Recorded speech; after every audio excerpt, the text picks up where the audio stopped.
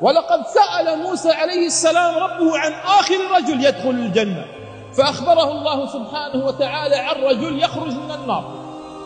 الرجل كان في النار لكن الله عز وجل أخرجه، وهذا دليل أنه لن يبقى في النار كل إنسان قال لا إله إلا الله. كل إنسان قال لا إله إلا الله ولو في قلبه ذرة من لا إله إلا الله وأن محمد رسول الله، فأنه من رحمة الله، من رحمة الله أنه لن يخلد بإذن الله في النار، فهذا يخرج من النار وهو آخر من يخرج من النار ويدخل الجنة.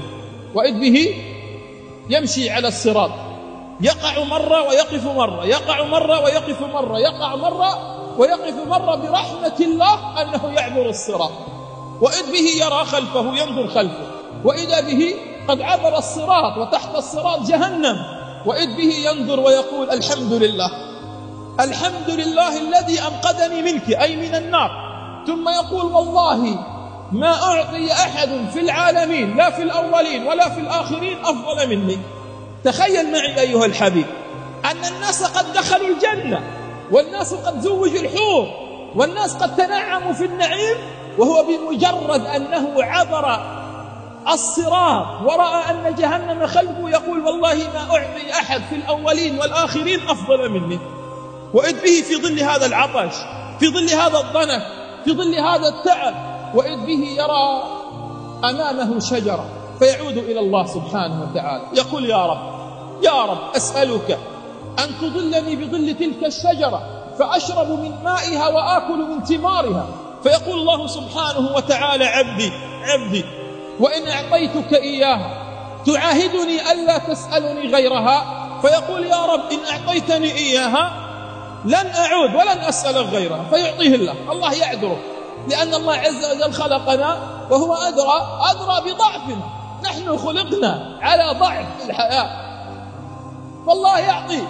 فيأتي إلى تلك الشجرة فيستظل بظلها ويشرب من مائها، وإذ به هو جالس، إذ به يرى شجرة أخرى هي أحلى وأجمل وأعظم من التي هو تحتها، فيعود إلى الله يقول يا رب أسألك أن تظلني بتلك الشجرة فأشرب من مائها وآكل من ثمرها. فيقول الله عز وجل عبدي أعطيك. الله يعذره لأنه يعلم أنه عبد، أنه خلق من طين، أنه ضعيف، فيعطيه. فيرى شجرة ثالثة هي أجمل وأعظم من التي قبلها ومن التي قبلها، فيقول يا رب أسألك أن تبلغني تلك الشجرة فأستظل بظلها وأشرب من مائها. فيقول الله عز وجل عبدي ما أغدرك، عبدي ما أغدرك. شوفوا رسالة الله عز وجل للعبد، قال عبدي ما أغدرك.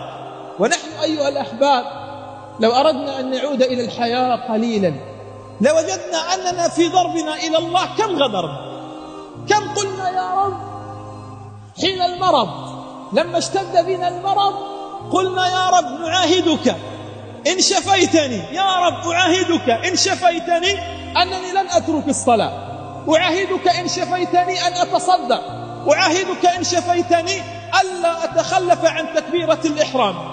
وإذا بالله عز وجل يبلغه الشفاء ويعود إلى كامل صحته، وإذ به يتخلف عن الصلاة. كم غدرنا، كم غدرنا، كم كنا في ضيق مالي قلنا يا رب ارزقنا، يا رب أعطنا، وإن رزقتنا سنعود إليك، سنصلي، سنشكرك. وإذا بالدنيا تفتح لنا ونأخذ المال ويصبح المال في جيوبنا ننسى حتى الصدقة، ننسى أننا كنا في يوم في ضيق فنغدر مع الله. قال يا ابن آدم ما أغدرك، ألم تكن عاهدتني ألا تسألني غيرها؟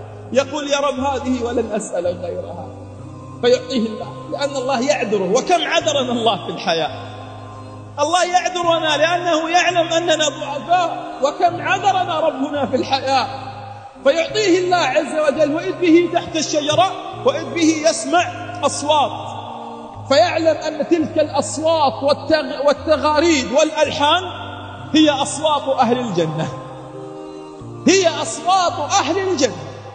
فيعود يا رب، يقول يا رب بلغني أن أدخلها، وهو على بابها ويسمع تلك الألحان والأفراح وأصوات أفراح أهل الجنة وهم في الجنة. فيقول يا رب أدخلني، فيقول الله عز وجل ادخلها. فيعود يقول يا رب أتهزأ بي وأنت ربي؟ أتهزأ بي وأنت ربي؟ يا رب كيف أدخلها وقد زوجوا الحور؟ كيف أدخلها وقد دخلوا مساكنهم؟ الناس وزعت لهم الجنة، أعطيت لهم الجنة، أين أذهب أنا؟ يا رب كيف أدخلها والناس قد زوجوا الحور وقد سكنوا المساكن؟ فيقول يا عبدي، يقول الله عز وجل: يا عبدي أوما يرضيك أن أعطيك فيها مثل ملك من ملوك أهل الدنيا؟ فيقول: رضيت ربي رضي. فيقول الله عز وجل لما يسمع الرضا يقول: ولك فيها 5 أضعاف مثل ملك من ملوك أهل الدنيا. اليوم يا أحباب أقل ملك، مش أقل ملك، أقل وزير كم عنده من الملك؟ فما بالك بالملك؟ قال: ولك فيها 5 أضعاف مثل ملك من ملوك أهل الدنيا. فيقول: رضيت ربي رضي. فيقول الله عز وجل: ولك فيها 10 أضعاف مثل ملك من ملوك أهل الدنيا. فيقول: رضيت ربي رضي.